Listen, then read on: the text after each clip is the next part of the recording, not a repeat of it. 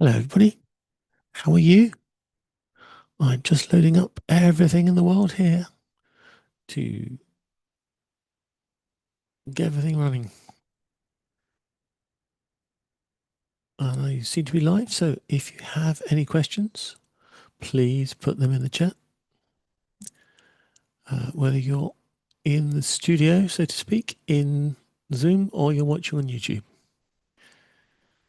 The thing I'd like to spend my time on today is some of the simple stuff that we find that catches us out.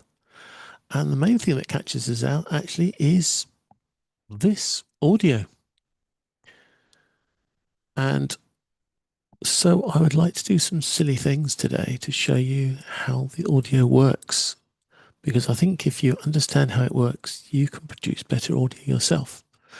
So, of course, I am cheating because I'm using one of these. And that's because I want to share with you the biggest secret. The best audio you produce is when your mouth is closest to the microphone. It's really that simple. And if you want to know how good your audio is, then you have to play with the settings. So let me screen share my second screen. And then I'm going to bring down my zoom so that you can see what's going on.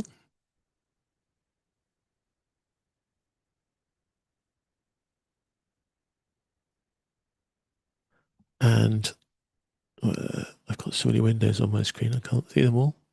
So this is going to get a bit silly because, of course, I've now got my screen share, which you shouldn't really see. But because I'm screen sharing it, I want you to I want you to see it, but of course you can't.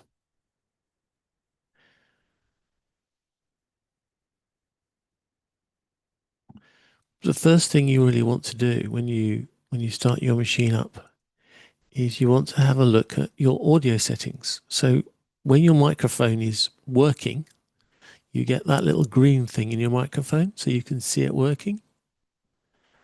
And that is great. But that means that your audio is working. And if you click the little hat next to it, let me get a screenshot of that so you can see what it looks like. So let's do that. And we'll go, camera, give me a shot, give me 3 seconds to get it ready. Click on that, click on that. There we are, that's what I wanted. So I'm going to take a picture of my controls so you can see what they all look like. Like that, that should look good. Okay, so I'm going to share that with you. This is what I'm really on about. This is what you get when you press your microphone, the little hat icon against your microphone. You get these sets of images. So at the top, we've got the microphone settings. Now, you might not have as many microphones as me. In fact, I hope you haven't, because it gets really confusing when you have so many.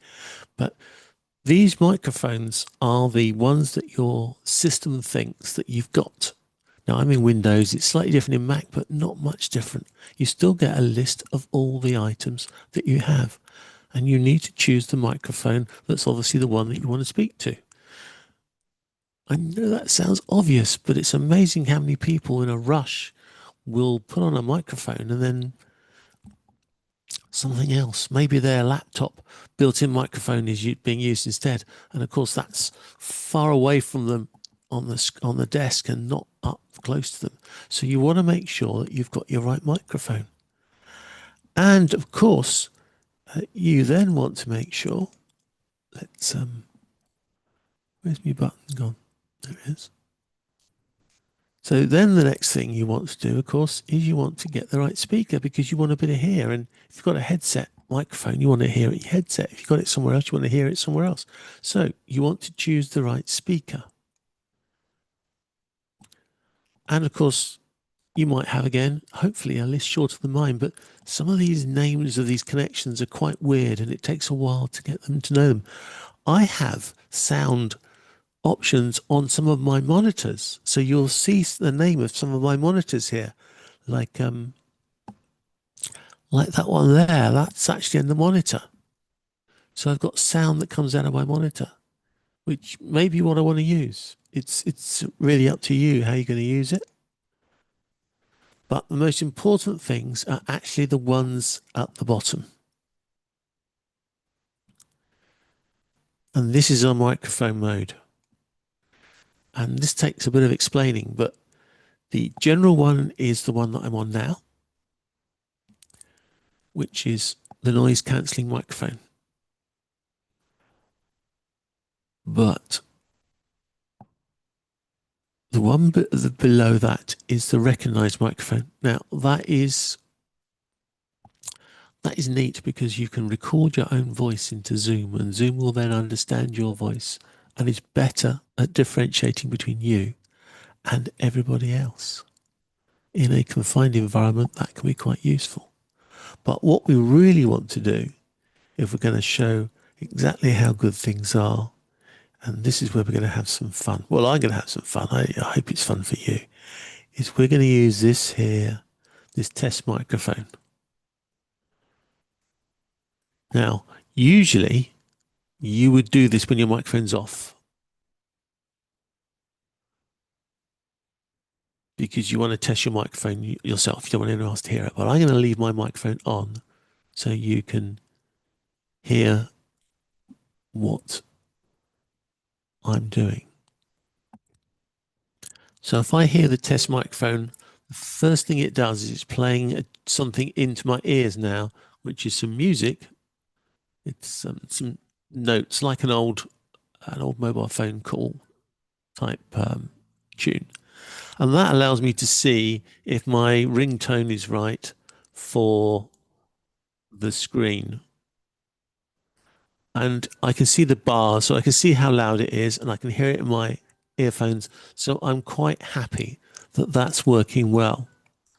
But the next thing, if I say that's yes, that's okay, then the next thing it gives me is a toolbar with my microphone connected. And the bars, when I'm talking, is coming into my ears. And you can hear them as well because I've left the microphone on. And it's a little bit distracting in a way for me because it's about half a second behind my own talking. But what you can do now is you can say, yes, it's okay. But you can do the whole thing again, but this time by choosing original sound. Now, choosing original sound means that all of Zoom's sound control mechanisms are turned off. And that means you can hear exactly what's coming into your microphone. Now, this may sound completely mad, and it is completely mad, but for your personal consideration of how good your sound is, this is a great way to find out what your original sound actually sounds like. Now, I'm in a very closed and quiet room here, so if I switch to original sound, you can probably hear that I'm slightly different in the way I'm speaking. There's a slight difference now. I'm now using original sound, and I think you will be able to tell that things are slightly different, but the quality is really good because I've got the microphone right up to me here.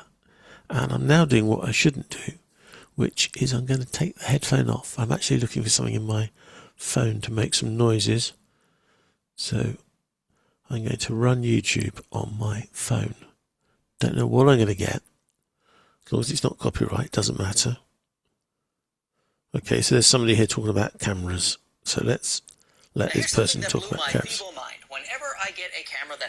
Now, you can probably hear that in the background. And if I move my headset away from myself, are you really going to hear me? This shot Can you tell the difference now between me and the other person? No, probably not. I was able to get this image tack sharp. But this might be what's happening if you've got a room with other people speaking. I said you may be able to have a room where other people are speaking in the background, and with original sound you can hear how distracting that is. And now I'm going to turn on, it's the icon disappeared just when I wanted to click on it. Now I'm going to turn noise removal on, and you hear the difference. So there we are. I've switched it over. I've now switched it over, and I can still hear that now voice in the background, but I can also hear myself. And if I switch again and do the test speaker and microphone, I can then hear how good that is now. So I'll go past listening to speakers. I'm now listening to myself. And you know what? I can't hear that other person speaking in the background through that YouTube video. I could hear it now and again, the odd word, but not really much. And the video's now stopped. So I suggest to you all that you play this game and may even record the meeting that you've held it in and then play it back to yourself. And you'll appreciate then how good or bad your noise reduction is and the difference. The other difference that people have, and you don't need any background noise for this game, is if your microphone is quite a way away from you and you're in an echoey room, you get that echoey room effect, which doesn't sound as good as being straight on the microphone. And again, you may then turn it to original sound so you can hear how echoey it is before Zoom cleans it up for you. Why am I doing all these silly things? Because the original sound that you generate, the sound that happens before Zoom cleans it up, is important. And the better the quality you can make that audio, I was going to say video then, the better you make that audio before Zoom has to clean it up, then the better your final audio will be. Because the less work you give Zoom in taking background noises out of the system, the better it is for your audio. And I can tell you from experience, the better your audio, the more people will want to listen to you because you're in their head and their brain can listen to your voice and doesn't, like Zoom is trying to, doesn't spend the time trying to clear up the echoes and all the little things that come through. Because the other thing that you find that your voice will sound like when there's lots of noise and Zoom's trying to chop it all out is your voice will get chopped. So the beginning and ends of words get cut off to a degree because Zoom is trying to remove you from the outside noise. And that tends to clip the beginnings and ends of words and sentences and things like that. So every time there's a gap of silence from you, but there's lots of background noise happening, Zoom was trying hard to clean up that noise. And that's why the personal audio is around, because that is you talking into Zoom. I think it's a couple of minutes worth. So that Zoom can then recognize your voice against the noises of other people's. It's really neat way of doing things. So that's my tips for audio. Would you like some tips on how I get my video to look good without spending money on expensive cameras? Well, the first thing I've got to admit is I do spend money on expensive cameras, but today I purposefully have a budget level camera, not the lowest level. I'm actually using at the moment a OBSBot camera. So this is a little camera with a little tiny lens. It can pan and tilt and whatever and zoom a bit, but it's still a budget level camera. Not as budget level as a webcam. We could put a webcam on here and show you comparison. But the secret to good quality video is light. Say it again. The quality of your video depends on the light, and it doesn't matter what you use as your camera. It's the amount of light that comes in that makes the biggest difference. Now, a lot of people like to use their phones for their camera, and that's not a bad idea, because if you think about it, a mobile phone has a small, low quality camera in it, really. I know they say they got megapixels or whatever, but it's still a small camera. You compare that to a full size camera, and perhaps I'll grab one in a second. If you compare that with a full size camera, it's got a very small lens, got a very small sensor, so it's only got a small bit of area of sensor that it can receive the light. The reason mobile phone cameras look good is because you've got a computer in your phone nowadays, and that computer is working really hard to make the video as good as possible.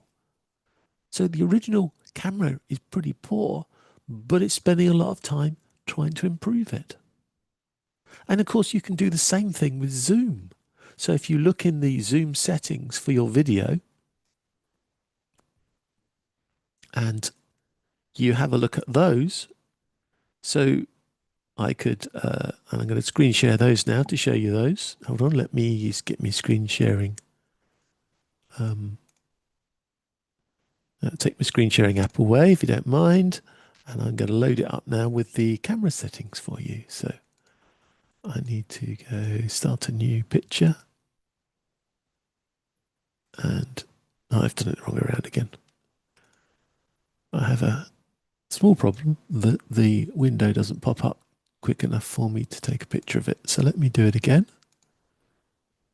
Go there, go camera. Okay, so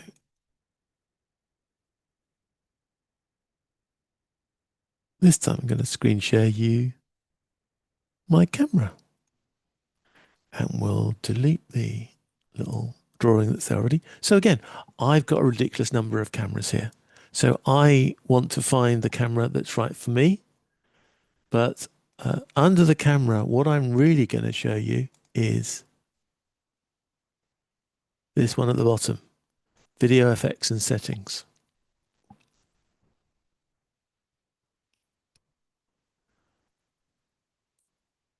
And I'm not sure, but I might even be able to show you that on the screen.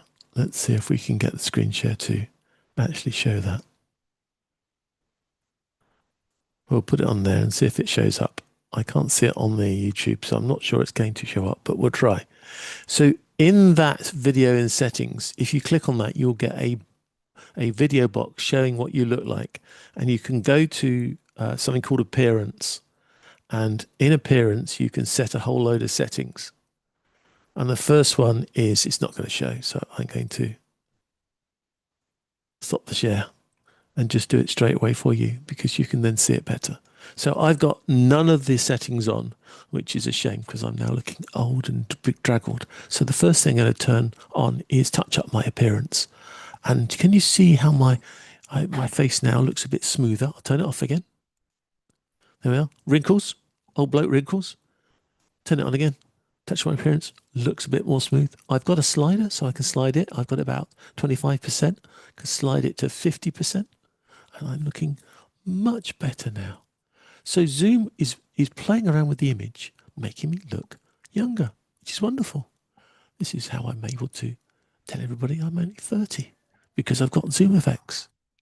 But the other Zoom effect I can do is the one below it. It's called Adjust for Low Light. And most of the time, most people don't have enough light in their room. It's quite normal. I mean, you know it's true. If you go out in a bright sunshine day, you know the difference between that and what it was like inside your house or your office when you were running your computer. So we do tend to have darker worlds than outside.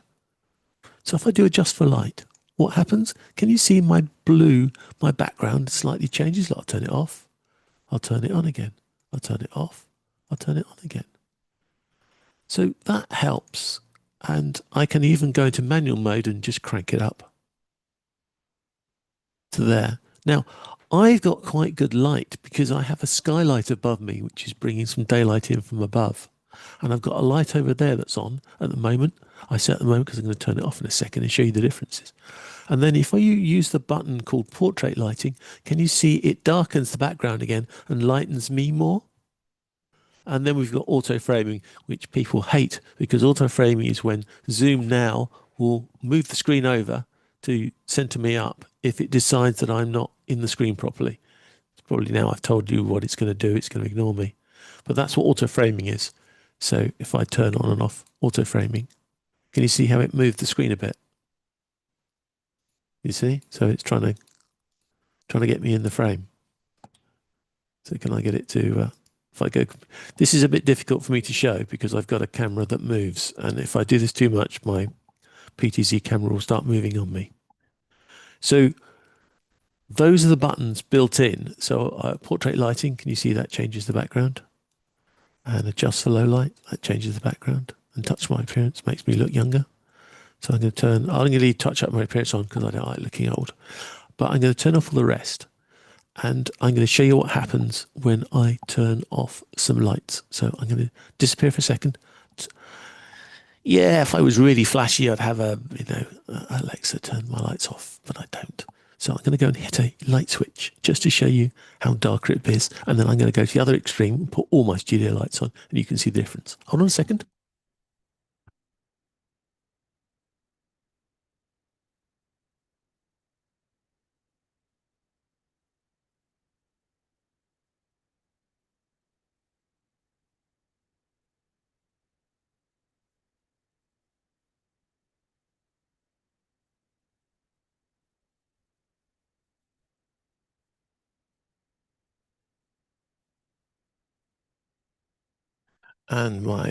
Okay, so I now have a weird scenario now because I have the skylight light coming from above me and the rest of the light in the room is dead. Can you see what a difference that makes? Now, for most of you, if you did this, you would just disappear into darkness, but I've got a light above me. And that is quite interesting because can you see how it's lighting me? Can you see how that light on its own makes me pop from the background? I'm just looking at myself there to make sure that it's, can you see what an effect that is? It's a very weird effect, but it's a really powerful effect. So you need some light in front of you. Now, obviously you can see that my face is not as well lit as this light coming from the back, but can you see the magic that this light from above does for me? It does, it literally makes me pop from the background. Can you see?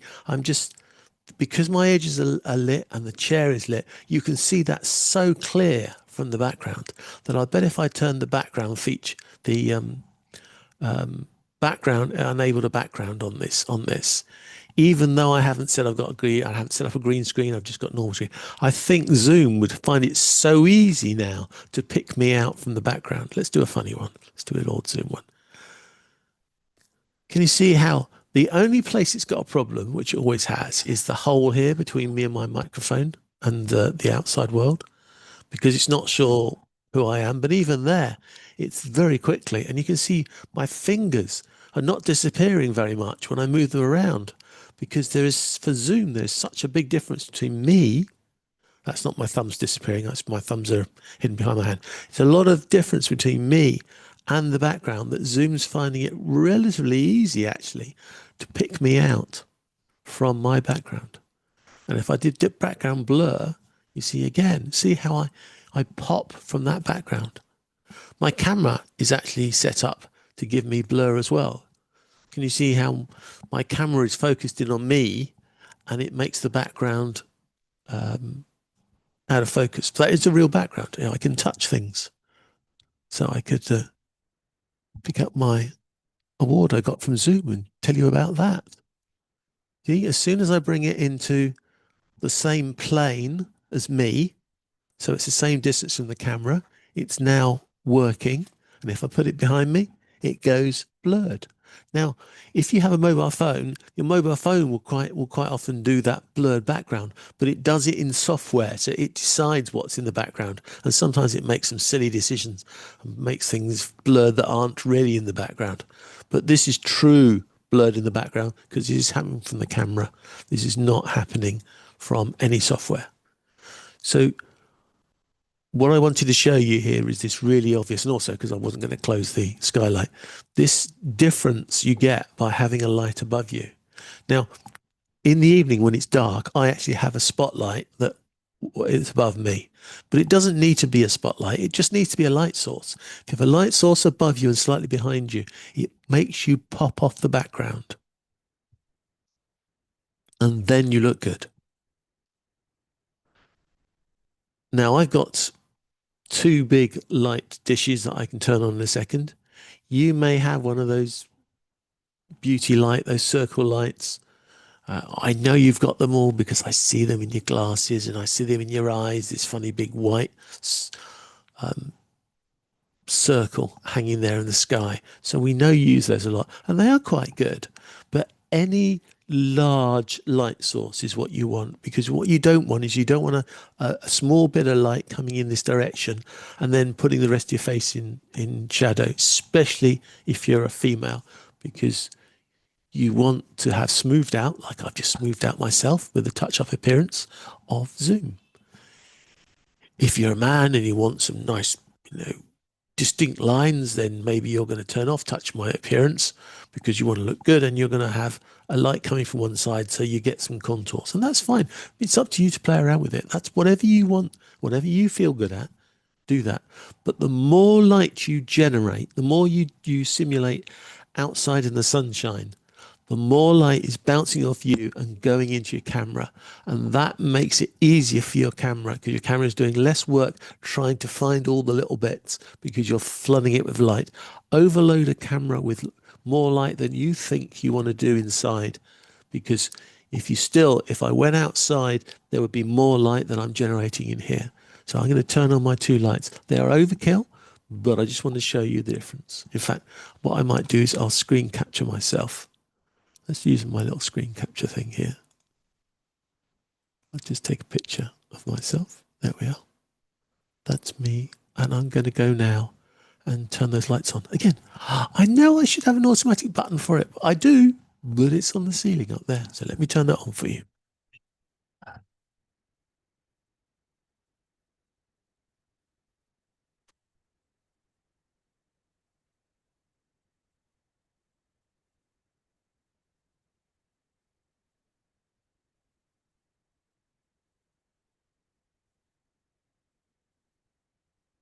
Can you see? Look, I'm badly lit. Now, there we are. Look, see, the camera's now realized there's much more light in the room and it's toned everything down.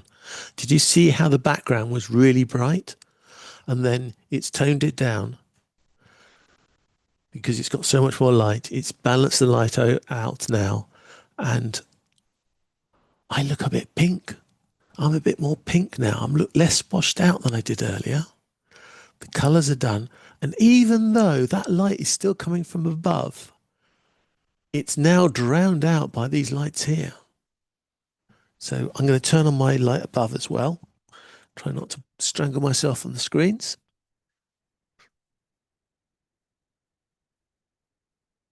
So can you see now? Can you see now that I've now got that light back? So this spotlight at the top is balanced in with the lights here.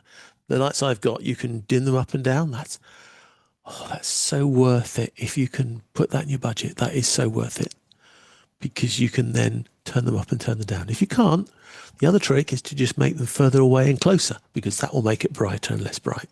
So if you haven't got such a bright light, you can bring it in closer.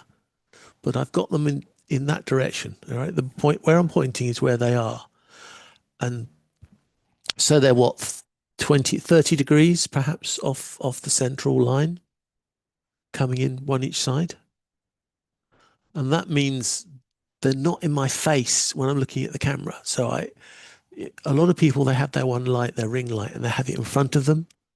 And that's fine. But the downside of that is you're now looking at your own ring light, and it's not good on the eyes if you're going to do a long, a long webinar, or you're just doing a lot of those types of things. So if you are going to do a lot of things, then my suggestion is to have two lights further apart. Now, they just need to be a big light source. You can even use a light bulb and then hang a sheet in front of it, which will break it up. There are lots of, if you're on a budget, there's lots of simple ways to do things. And of course, now I can turn my two lamps on because they now look dark.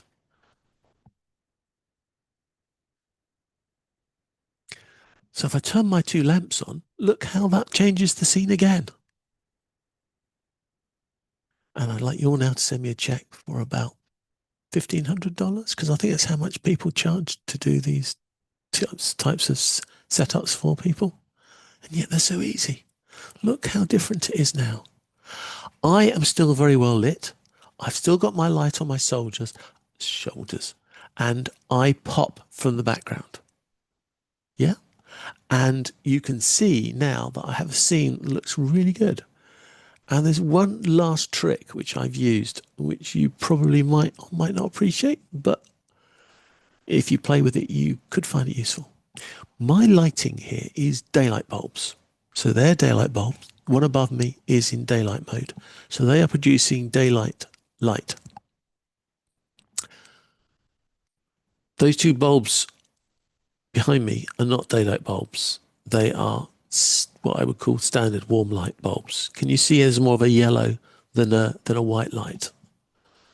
I just think that looks far more interesting. So light bulbs in my scene, I'm using warm light, which is different to the daylight bulbs that you get when you use these big boxes to show you. And they can be square, they can be round, it doesn't matter. And the fact that they are over each side, can you see there's nothing in my glasses either? So there's no reflection in my glasses because they're over there. So I'd have to move around to about, in fact, I can't catch them. Terrible, isn't it? These are not my driving glasses. These have got a slight tint on them. I think you can see it when I go to about there or somewhere. So I've got a slight tint on these, but having them at a wide angle again means I don't get the reflection in my glasses. Whereas if I had a ring light in front of me, you know that will be in your glasses, in your eyes straight away. So this is how I do the camera. Now, if I do adjust for warm light, I've got the portrait lighting switch on for some reason. I don't know why. Turn it off again. There we are. That's better. I thought something looked a bit muted. Look how the portrait lighting lights me and kills the background. If I turn it off, I get a bit more punch out of my background. That looks better. That looks better for me. And I've got a color thing going here. I've got a blue and a red. So I'm in blue. My wall behind me is actually a very dark blue. It's also a chalky surface, so it doesn't reflect so well. So only those light bulbs are working because they're right there. And I've got a lovely sideboard from my parents from years ago, and that comes out very nice red in this environment as well. So that's how I built my stage. The other trick you can do, which I haven't got here, but you can do, is you can cheat. Maybe I'll show you a bit. Let's pick the camera up and try and do this for you. The other way to do it is to cheat. Now watch the furniture in the background. When I change the angle, it's just to there. Now I'm going to be under one of my lights here, so I'm going to have to be careful about glare and everything. But the other trick you can do is what I've just done now, which is to turn yourself around. In fact, a lot of people will put their studio into a corner. So I could have done it the other way around, in fact. Perhaps it'd be most sensible, although it's not such a good view, do it that way, into the corner there. Now you see I've got a cabinet behind me in the corner, so I haven't got a proper corner because I've got it cut out. But if you go that way round, so you're in a corner, can you see how the two pieces of furniture now are going backwards behind me at an angle? So quite a lot of people will set their stage up that way around, so the walls are going in like into infinity, into a corner. People like to do that, but I actually prefer having this sort of look. And the last thing that we will cover on this is the rule of thirds. Have you ever heard of the rule of thirds? Put in chat if you heard the rule of thirds. What you effectively do is, and I have got an overlay for this, I should have prepared that, sorry. Don't think it's in this account. No, it's not. So the other thing I do is I use a rule of thirds. So think of the screen area that I'm in and not divide it in the middle like a cross, but divide it into threes. So we'll go top third, bottom third. Yeah, that's about right. Just balancing up on the camera. Now what you want to do is you want to put your eyes on that top third line. That's the trick. And I've done it pretty well today, which makes a change because usually I'm too high. So you're on the top third. That is a better way to draw attention to yourself and make things work. If you're going to be really cool, then you should divide the screen. I've got to work out how to do this now. About there and about there. So if you want to really cool, then you should make yourself on the intersection of a third as well. So I've got a choice. Which way am I going to go? Am I going to go that way? I'll go that way. So a perfect position in a rule of thirds is to be like this. Now that might look a bit odd to you, but does it feel a bit good as well? Because I'm in the third? That's a good place to be. But of course, what I could do now is I could now bring things into this area here.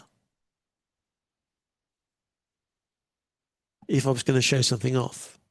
So if I was going to do a screen share, what I could do now, and I'm in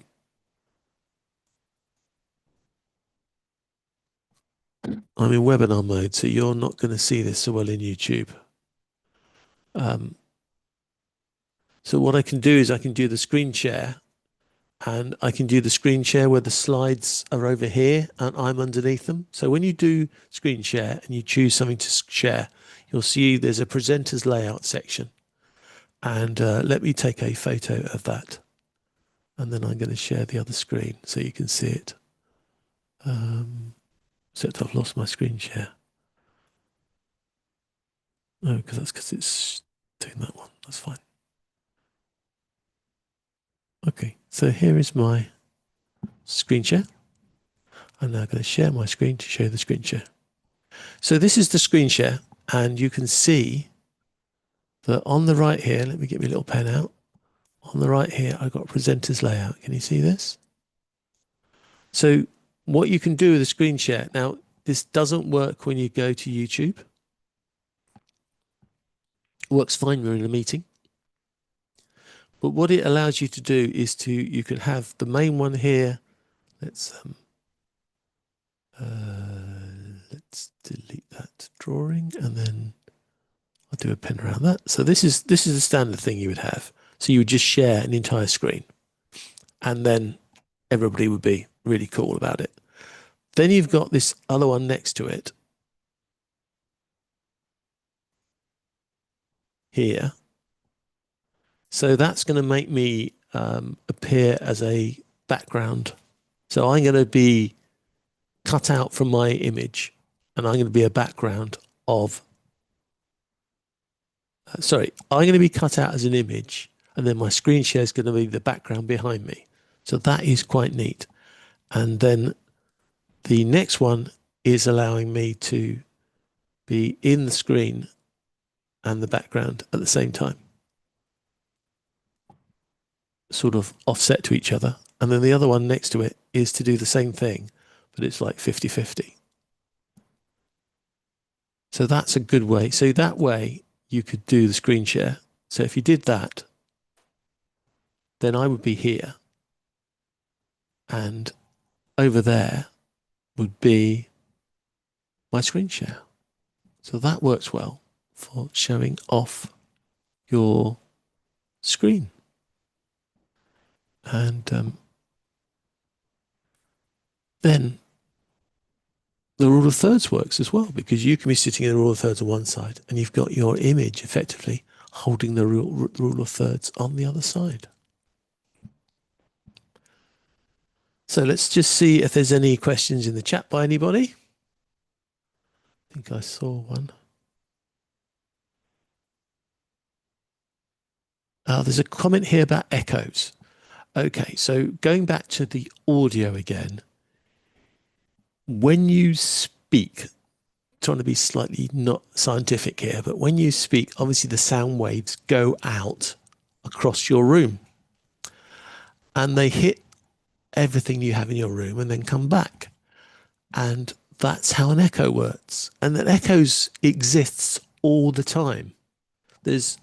An echo is always there. If there is something, and there's always got to be something somewhere to bounce off, then that's going to generate an echo. So echoes always exist. But the thing is, there are lots of surfaces which will make echoes diminish to a point where you just won't hear them. So if you've got drapes, curtains, soft fabrics, things like that will bounce off. There's always a joke that when you want to start a podcast and you've got no money, sit in your closet or your dressing room where you've got all your clothes hanging down or your wife's clothes hanging down or whatever, and you just sit in that environment. It gives you a really good podcast because it just bounces into all the clothes and deadens it straight away. So there's very little reflection. So there's really very little echo. The levels you'd never hear it if you've got drapes and things like that. But if you've got hard surfaces, so if you record in a bathroom, that usually has just hard surfaces everywhere. It's just tiled walls and baths and things like that. So, and it's close to you. So because the other thing about an echo is the closer it is, then the more strongly the echo comes back.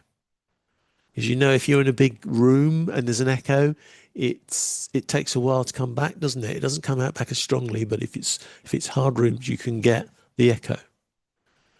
When we are speaking, you want to remove the echo, and that's one of the tricks this does, because my mouth is so close to my microphone that the sound of me going in there compared to the sound of my voice bouncing off my hard ceiling and coming back, there's such a big difference between the two that effectively when the noise level is set by the microphone, you can't hear the echo in my room.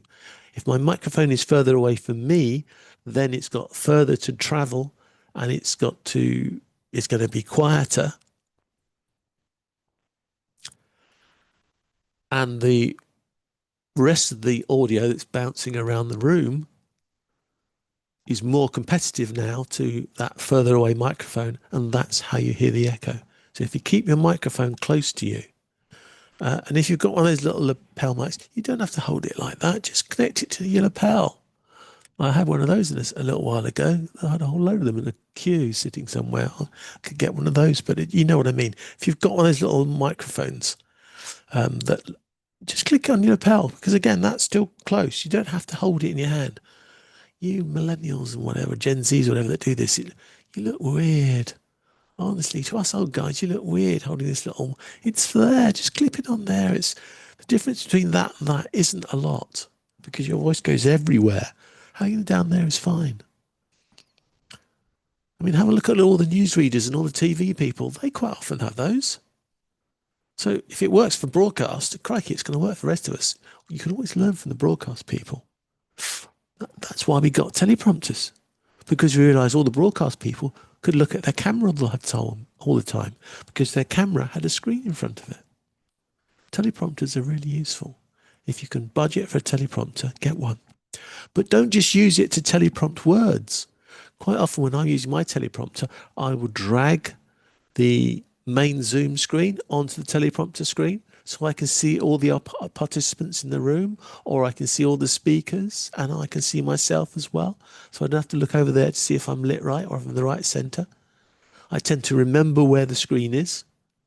I will do this before I start a meeting to find out.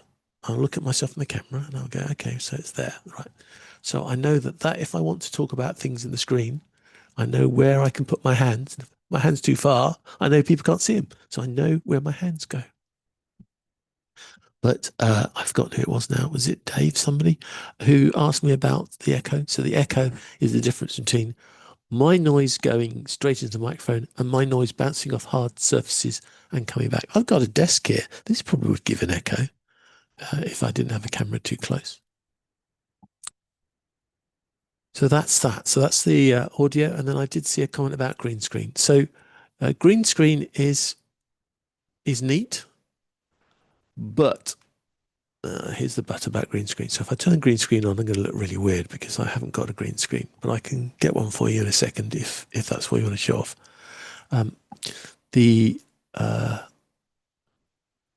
If I turn the green screen on and I don't have its green screen, look, it's trying to find green things and it's doing very weird things to my world. So I'll turn that off. So I don't have a green screen. Green screens, again, the Zoom green screen is going to be quite good, but it's never going to be that perfect because poor old computer now has to tell the difference between what's green and what's other colors. And that takes processing power. So the quality of your machine will determine how good the green is. And if you want to defeat the green effect when you get green edges and you go, they're using a green screen because you can see green bits on them. The way to stop that is to have one of those lights above me, because if it lights up your edges, it kills off a lot of that green screen smudge effect you get around you when you have a green screen and your computer's rushing to catch up with you.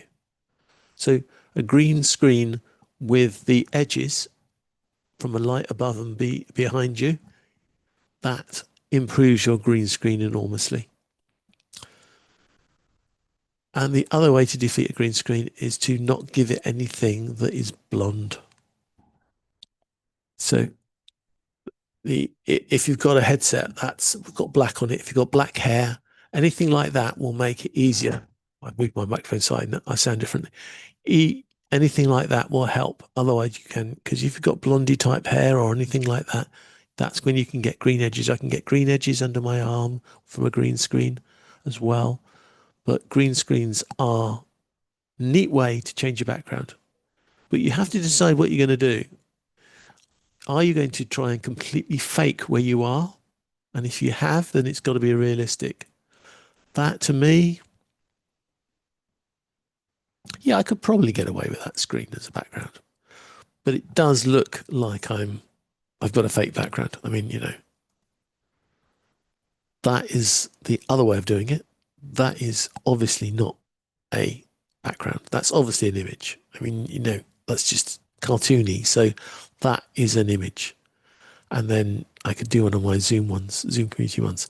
That again is an image. So that's quite obvious. But can you see how the arm of my microphone has disappeared? Now you won't get that on a green screen. You'd get the green edges. So there are reasons why a green screen sometimes is better than no screen at all. And green screens, you don't need to spend a lot of money. I've got some green screen material and it's pretty good. Shall we get one of those out for you? Yes, let's do that.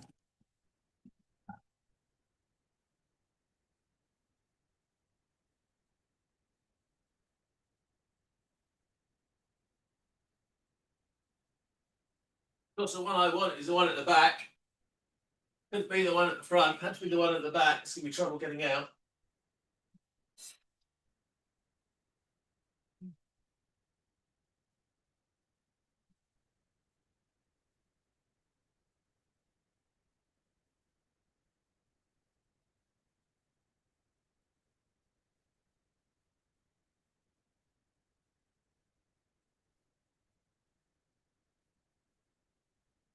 Right, you can't see it because I've just put it there. Can you see the green? Can anyone see the green there? Yeah, a bit obvious now, isn't it? So let's turn that off. So this is a green screen, and I purposely got one that's not the right size. And can you see I've got a problem because it's, yeah, there it is. There it is. It's showing the light behind showing through. So let's turn that off. There we are. And that's a green screen. So that's a pop-up green screen because it's in a ring and it pops up. And I've purposely put it that way around so that we've got some real space around it. So if I turn that on and then I go to a background, so let's do the office background. So I do the office background. I've got a green screen. The problem is I haven't set it yet. So let me go to the button picker and choose the green that I want. There we are. So that's a green screen. And can you see how it works around my head? Because I've got that light coming above me. But do you know where it goes wrong? This chair. But if I move the chair around, can you see? This chair is beautiful. It's so comfortable. But the downside is it's got this, can you see it? It's got this like weave effect. And it's comfortable. Oh, I can sit in it for hours. I can sit in it all day and it never gives me a backache like other chairs. So a good quality chair is good. But can you see now I've got it exactly the right angle and the green that shows through the holes in the lovely weave has been replaced, it's been seen by Zoom and Zoom's replacing it with the background so it's transparent. But if I move it a bit, can you see how the green keeps popping up? But it's realized now that that's green and it's now treating it the right. They won't know that they lost it then. And then it doesn't work.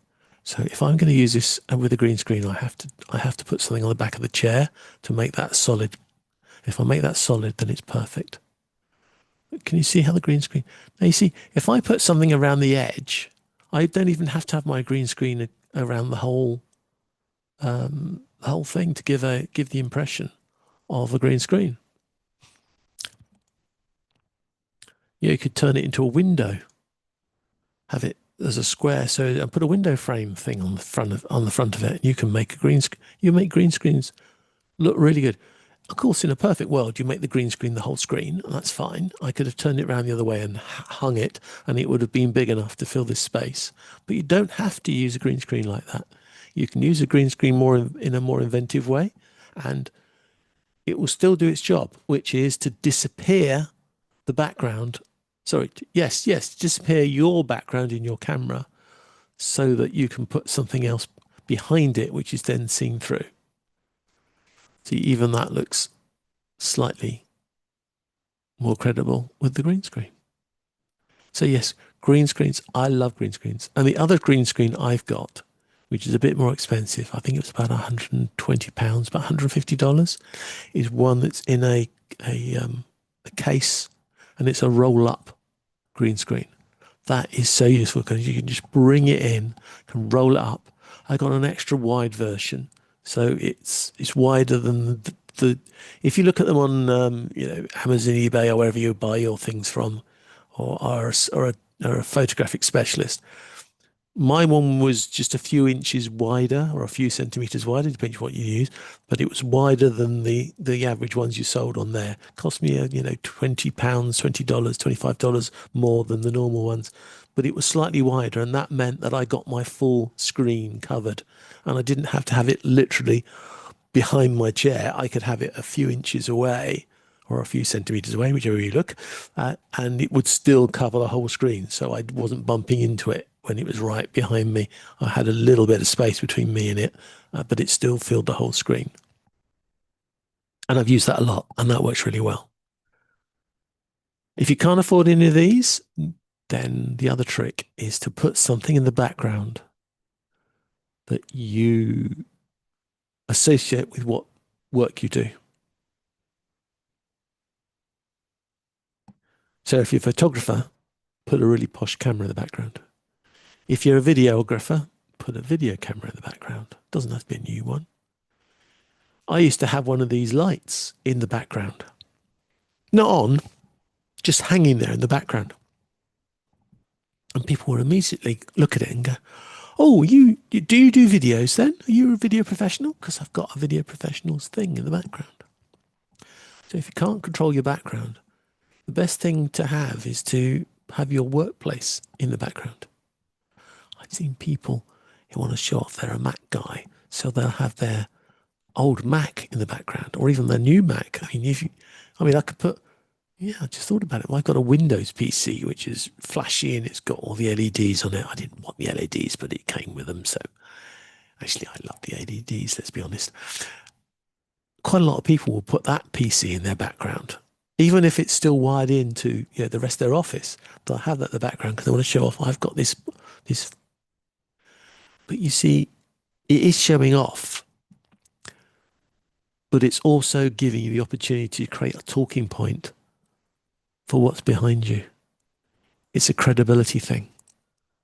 Backgrounds are credibility. This green screen, I can turn it off.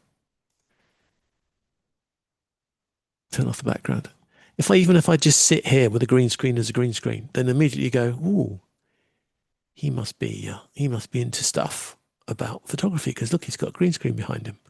So it's what is behind you is your credibility. It is what sets up your scene. It's what makes people think about you.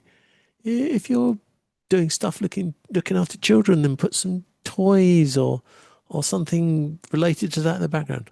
It really makes a difference because it makes people realize what you are and who you are and what you do.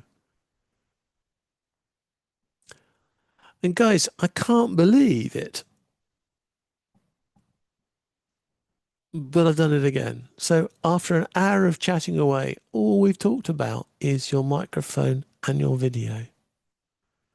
And I knew it was going to take an hour. I don't expect you to believe me if I told you what we were going to talk about and I was going to go on and on and on for an hour. But actually, there's a lot of stuff, a lot of simple stuff you can do to make your video and audio look good and sound good.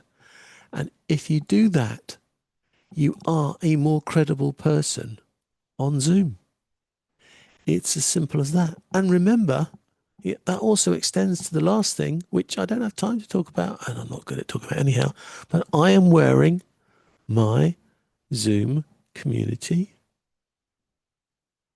t-shirt provided to me by Zoom, my Zoom Convention Champion t-shirt. And again, why am I wearing that? Well, because you guys are the Zoom community, and that shows you that I'm supporting you and representing you with Zoom. And thankfully for me, it's in blue, which is exactly the color combinations that I like to use in this room. I will either use a blue top or a red top. Why? Well, red goes well with the furniture, blue goes well with the background, and both those colors go well. And I'm going to have to sneeze, so I'll just mute a second. Excuse me. Always good to get on your mute quickly. The other thing that those blues and reds don't have is they don't have green in them. So I can use green screens with my setup whenever I like because I have purposefully chosen colors for me and my background which have nothing to do with green, which means green screens work well because I've got nothing greenish to worry about them. So I hope you have found this useful. Your audio wants to be clear. You want to be clear from your background so you can be seen and you look professional. And then when you are well lit compared to your background, you just look good. And you guys look good anyhow. But with this setup, this is the sort of setup that you can pay if you want to, $1,500 or more for a course. But here, I give it to you now. These are the simple ways that you can make yourself look good on Zoom. And you don't need expensive lights. You just need lights.